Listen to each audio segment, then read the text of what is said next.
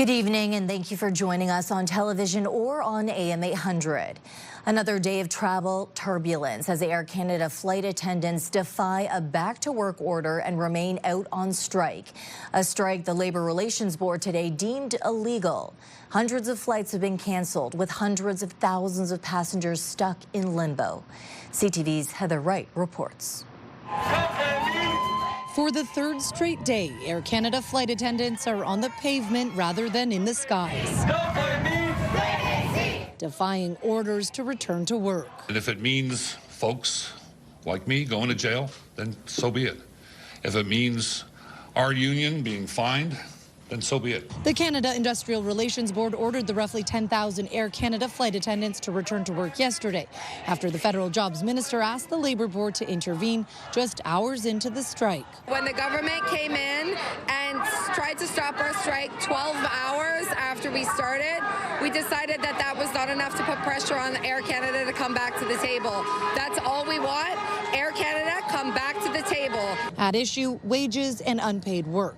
Flight attendants are only paid for the hours they work in the air, which doesn't include boarding and other on-the-ground duties. The airline has offered a pay increase of 17.2% over 4 years, which the company's CEO calls an excellent offer. That will result in our flight attendants being the best compensated flight attendants in Canada, bar none. But the union says that increase doesn't account for inflation over the last decade. Starting flight attendants now are making $1,900 a month in an area where rent is $2,000. The job action has left roughly 500,000 passengers stranded, many unsure when they will be able to get home. I'm supposed to start a job on Wednesday.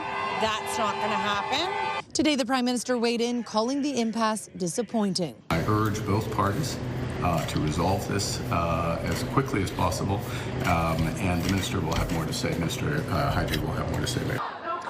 The union is challenging the back-to-work order in court, so it's unclear how much longer this strike might last. Some estimating it is costing the airline about $60 million a day. Heather Wright, CTV News, Mississauga, Ontario. The Labour impasse is having an impact on some 500,000 Canadians. Many of them are stranded in other countries, unable to get home. CTV's Chris Campbell has that angle of the story for us tonight. Chris. Yes, Stephanie, for some families, the strike is creating heartache far beyond our borders. I talked to one man at the Windsor International Airport who was just beside himself, trying to find a way to get his mother home from Lebanon, and can't get any answers because he says Air Canada's website keeps crashing. Our budget is tight and we don't know what to do. At Windsor International Airport, flights may look normal, but behind the check-in counters, Air Canada's flight attendant strike is leaving some travelers in limbo. How long we can wait?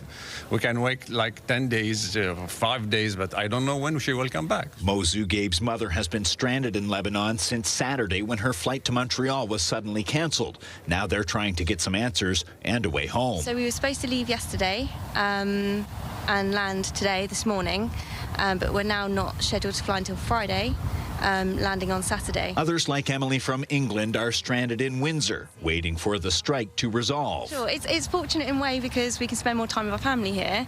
I think we're just lucky that we weren't on like a kind of like an all-inclusive or booking a hotel, because then it would be very difficult, and I think we'd be stressing a lot more than we are now. It's a pretty fluid situation and dynamic, so check your connections, check where you're going, check the flight you're on, check all of your flight numbers to make sure that you know what's happening. And of course, obviously, if you get emails from the airline itself letting you know, that's also important. Windsor International Airport President and CEO Mark Galvin says local flights aren't cancelled, but connecting passengers are feeling the effects. He urges everyone to keep checking their flight status as the situation can suddenly change. Our phone's been ringing off the hook. The president of Valente Travel, Al Valente, says it's been busy trying to keep up with the fluid situation, advising anyone caught up in the mix to not make any rash decisions. This is just complete turmoil.